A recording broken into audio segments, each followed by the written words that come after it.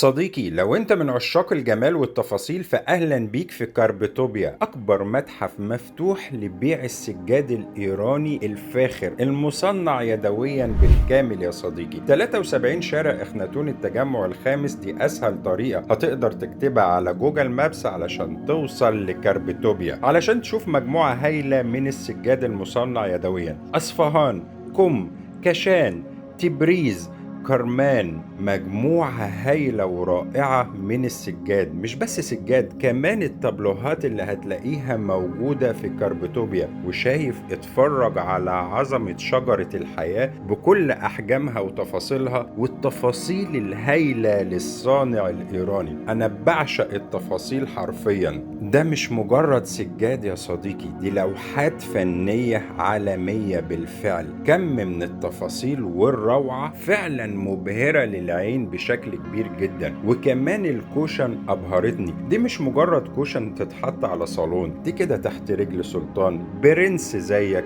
حاجة رائعة. التفاصيل والجمال والحلاوة في قطع حرير زي كده، والتوقيع أو البلد نفسها دي حرير كامل، دي شجرة الحياة. تعالوا بقى نشوف حاجة مثلا صوف زي العشاء الأخير، حاجة صوف في حرير جميلة جدا والملمس تحفة قوي. دي للميوزك هول، دي لوحة عالمية على فكرة. قطع فعلا، دي طابلوهات مش سجاد. اتفرج على كم التفاصيل بجانب الملمس الرائع الجميل قوي قوي.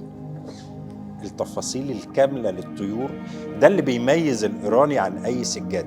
تعالوا كمان نشوف المقاسات بتاعتها. فرق بسيط كده بين المقاسات. اللون أصلا على الطبيعة مبهر. شوفوا كمان التفاصيل الجميلة قوي دي.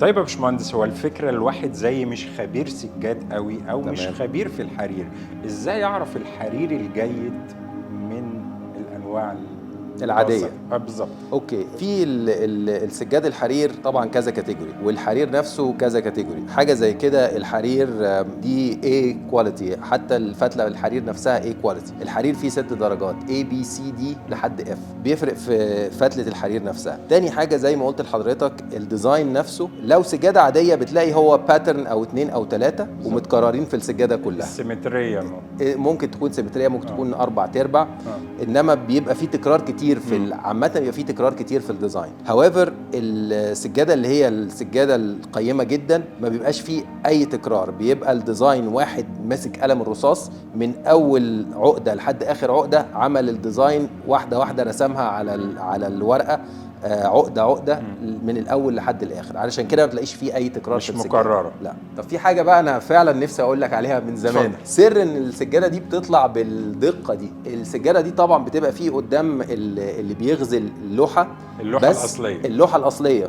بس ما بتبقاش اللوحه بس، دي بتبقى بالارقام. يعني اللوحه دي مثلا فيها من 300 ل 350 لون تقريبا. كل عقده بيبقى ليها رقم، ورقم اللون بيبقى معروف في العقده. يعني بنبتدي السطر الاولاني لون رقم 1، بيبتدي عقده 1، عقده رقم 52، عقده رقم 203، عقده رقم 600. وبعد كده بيبتدي اللون الثاني، وهكذا عقده 2، عقده 100 و140، عقده 500، عقده 600، وهكذا. بعد كده بعد ما يخلص 350 لون بيبتدي يقفل الصف الاولاني، وبعد كده بيبتدي في الصف اللي بعديه. فعشان كده اللوحه دي مش بس لوحه، ده مشروع كبير جدا وبياخد وقت كتير جدا عشان يتعمل. يعني هي مش غالية عشان الماتيريال نفسه غالي، عشان كمان الصنعة نفسها. طبعا الماتيريال غالي، والصبغ غالي، والصوف والحرير غالي، بس عشان الصنعه نفسها والوقت اللي بتتعمل فيها دي بتاخد وقت كتير جدا عشان تعمل يعني حاجه زي كده. ممكن تاخد مثلا من 1.5 لسنتين عشان تخلص. يعني توقيت، بس بصراحة يستحق. أنا شايف تفاصيل كتير جدا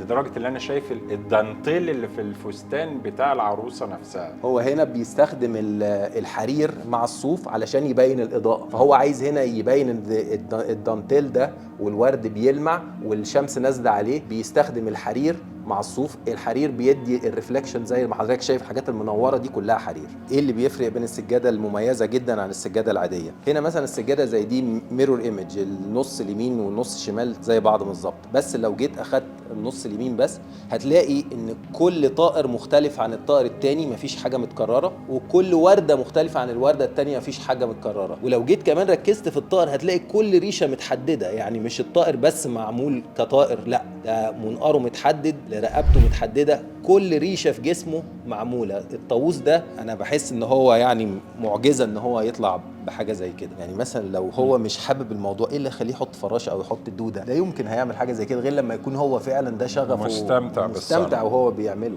الحتتين الحرير دول بص تفاصيلهم عاملين ازاي، ما فعلا فيهم تفاصيل جميلة جدا.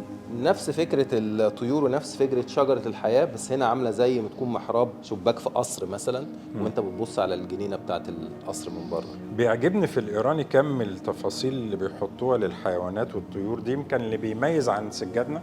دي روعة جدا يا باشمهندس. انا رايي ان اللي بيعمل ديزاين الحاجات دي لا يمكن يكون بيعملها وهو زعلان مثلا، اكيد بيعملها بحب وشغف كبير جدا، لانه لو ما كانش فيه الحب ده جوه قلبه ما كانش عمل التفاصيل دي، ما كانش حط الفراشه، ما كانش حط الدوده اللي على الورده اللي من غيرها برضو السجاده هتبقى حلوه، بس هو حب يضيف لان هو يعني شغفه كده وده حب. الديزاين ده بيسموه ماهي ديزاين. ماهي بالايراني يعني سمكه، زي ما انت شايف ده كأنه ديل السمكه، ودي سمكه في النص، ده بيعتبر ان هو الديزاين بتاع السمكه. ديزاين مشهور جدا في تبريز. السجاده دي فيها صوف، فيها اكسنتس حلوه جدا بالحرير، وعلى النول معموله من على نول قطن.